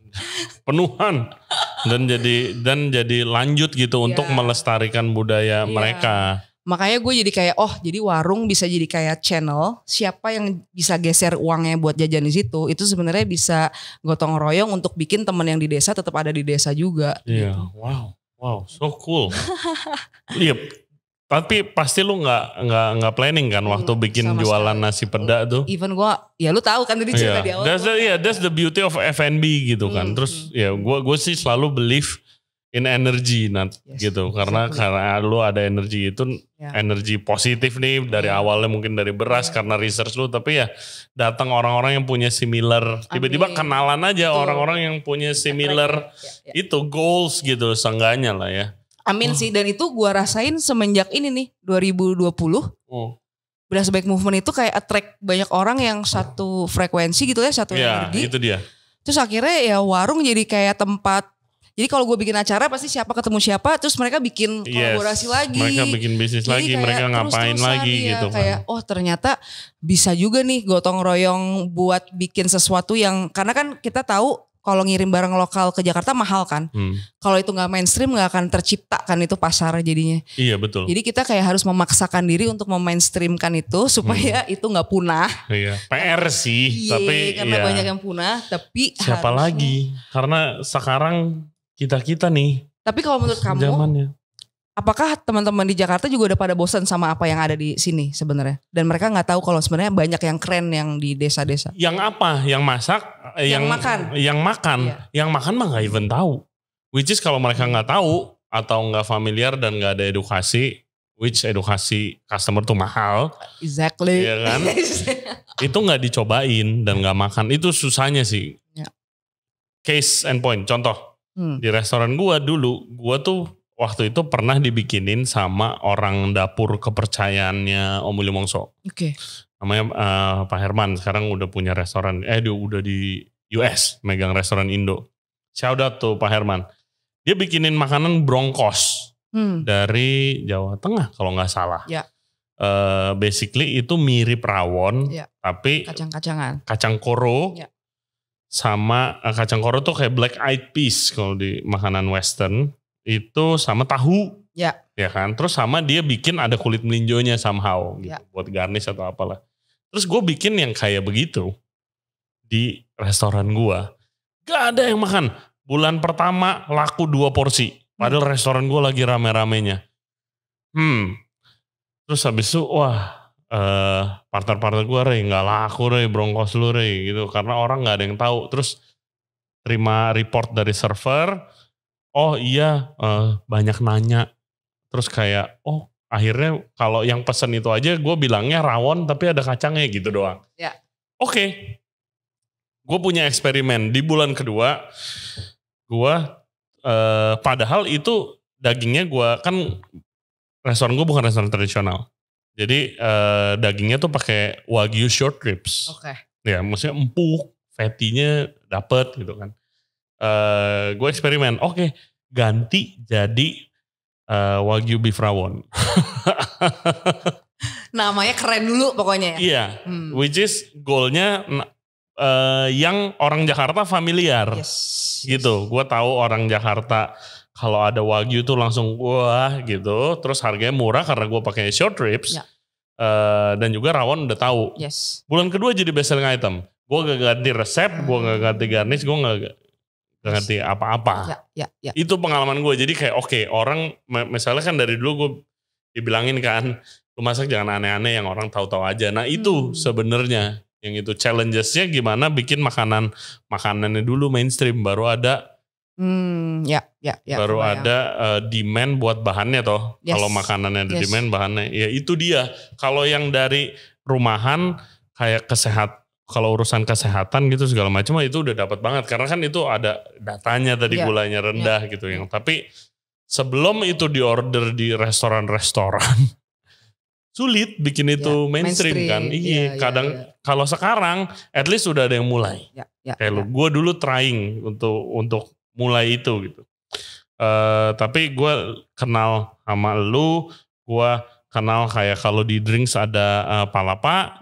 Ya kan, dan macam-macam gitu, ada kaum, ya kan, di Bandung ada Party Gastronomi, ada Jungla yang macam-macam yang try to highlight lokal, bagaimanapun taste-nya, bahannya gitu, bagaimanapun style cookingnya, ada yang modern, ada yang itu, which is good gitu, tapi masih dalam skala kecil. Yes, banget gitu. Banget. Untuk mainstream-nya ya nggak tahu tuh. 1000 rasa tuh harus ngambil tuh. Kalau nggak sederhana. Yes. Karena kalau yang gue yakin juga yang makan di warung kebagi ini sama market community yang emang udah aware. Sama emang orang yang SCBD yang nggak mau makan di PP aja. Gitu, yang nggak peduli gue nanti kalau dia kok nggak bikin ngantuk gitu, dia baru nanya gitu. Tapi ya awalnya dari tidak peduli hanya karena murah dan enak. Nah gimana harus make kayak apapun yang lokal sih, bukan makanan doang ya. Yes. Itu kayak cool. Betul. Gitu sih. Betul. Biasanya kalau F&B tren pengalaman gue itu dari atas ke bawah. Oke. Bukan dari bawah ke atas. Itu pengalaman F&B biasa. Jadi kayak fine dining, hotel, restoran mahal, chef ternama. Ya. Misalnya si Ray cuma masak pakai barang lokal, nggak mau nyentuh barang impor gitu. Which is itu susah banget, gue nggak nyentuh mentega, gue nggak nyentuh olive oil, itu udah susahnya setengah mati. Belum lagi krim dan segala macam. Nah itu nanti mungkin baru ada yang ngikutin. Biasanya begitu, itu terjadi di Denmark kayak begitu. Kebetulan ada group of chef yang emang komit makanannya. Cuma pakai bahan dari daerah Nordik gitu. Noma. Yes. After 10 years. After 10 years, Itu lama juga kan, butuh waktunya kan. Oh lama. Dan mereka udah hampir tutup berapa kali sebelum jadi restoran nomor 1.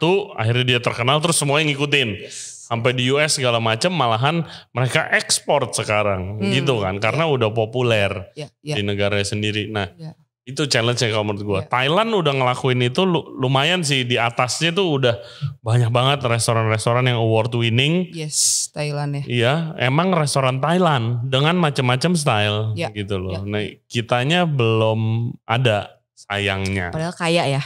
Oh, kayaknya mah. Gila. Jauh. Gue yakin dibanding, ya gue gak tahu barang-barang ingredient di Thailand. Tapi kalau dari sheer size-nya aja, pasti kita jauh lebih banyak tipe. Mulai dari herbs, mungkin buah-buahan, mungkin apa. Iya, tapi berasnya. Waktu di LA makan di restoran Indo, daun pisangnya dari Thailand. Iya. Bukan dari Indo. Nah ya itu dia. Nah itu kita masih banyak PR banget gitu sih. Ya sebelum Ya, lu kali jadi menteri apa kek? Lu chef masaknya pakai ini gitu kan. Iya. Harus udah lu masak pakai ini. Pokoknya mudah-mudahan lah, yang penting gue cuma mikirnya kayak semoga anak gue bisa tetap dapat makanan yang masuk akal aja sih. Masuk akal dan tetap sehat gitu.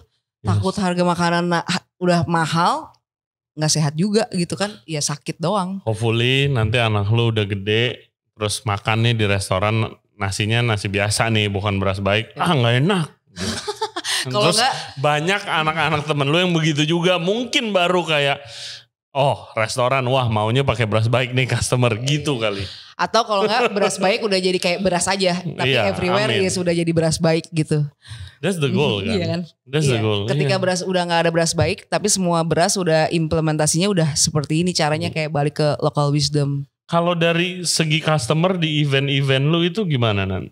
Waktu event, apakah customer penasaran atau karena keren aja di event di SCBD? Apa gimana? Pertama, kalau dari lu lihatnya. Nasi Peda itu kan selalu emang gak mikirin orang lain. Jadi kita bikin buat temen-temen selalu tuh.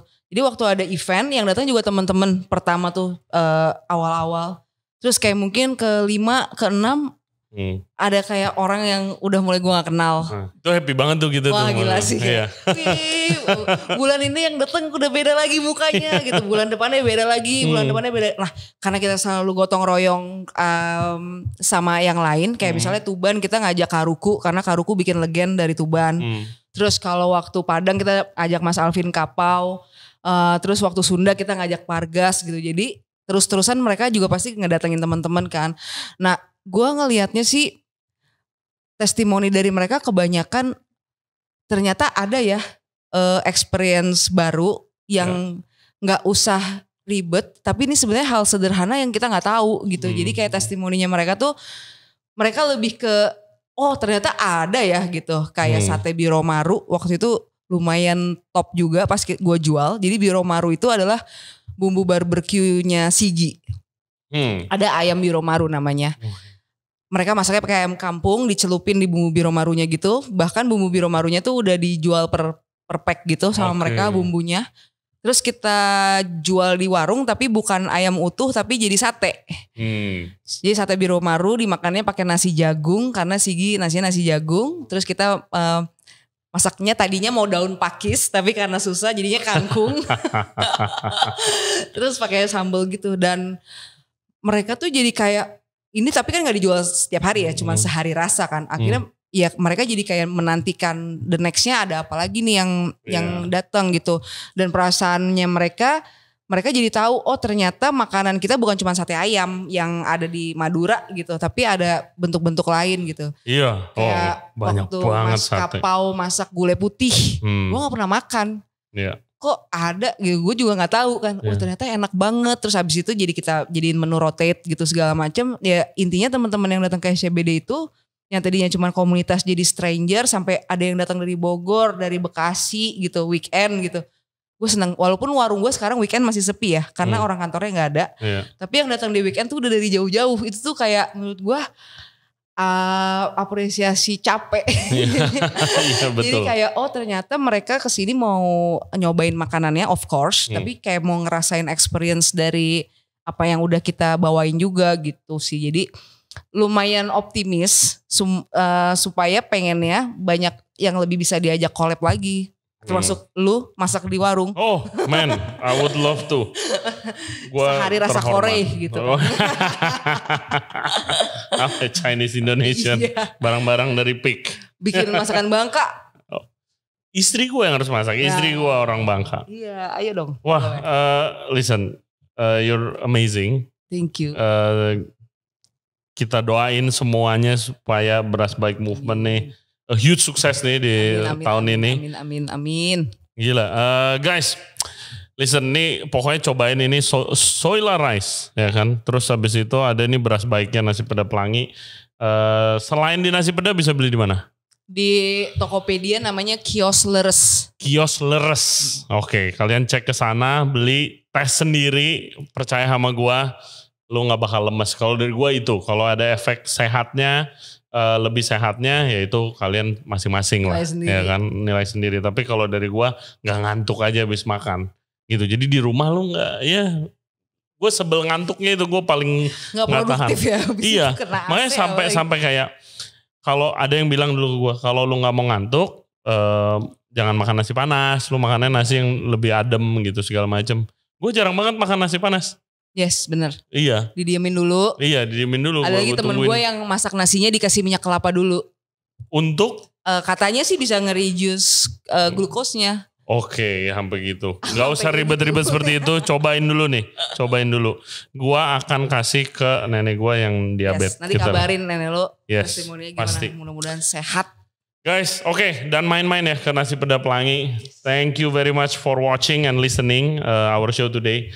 Semoga terhibur dan belajar. Pasti belajar banyak. Gue belajar banyak. And jangan lupa subscribe di Ray Jensen Radio, di YouTube, Spotify, and all other podcast platform. Follow kita di Instagram dan di TikTok di Ray Jensen Radio. Follow Nasi Peda Pelangi di Instagram sama TikTok. Instagram dan TikTok Nasi Peda Pelangi. Nasi Peda Pelangi. Oke. Kalau mau beli berasnya di kios Leres. Leres tuh selaras lah. Pokoknya nyaman di kantong, sehat, sama bikin petaninya sehat juga. Oke, guys. Lu ada Instagram gak kalau mau diskusi nih, teman-teman? Ada Nadia Dijut. Apa? Nadia Dijut, NADYADIJUT. Oke, nanti kita kasih deskripsinya di komen di description di YouTube sama Spotify. Terima kasih. Oke guys, thank you banget Nadia. Thank you, senang banget main kesini. Thank you. Ditunggu lu masak di warung. Yes, dan nanti next Nadia ke YouTube channel kita, gue janji kita di podcast masak-masak. di tengah sawah. Yes, amin. Oke guys, see you next time. Bye-bye. Bye-bye, thank you. Thank you banget. Terima kasih banyak. Thank you.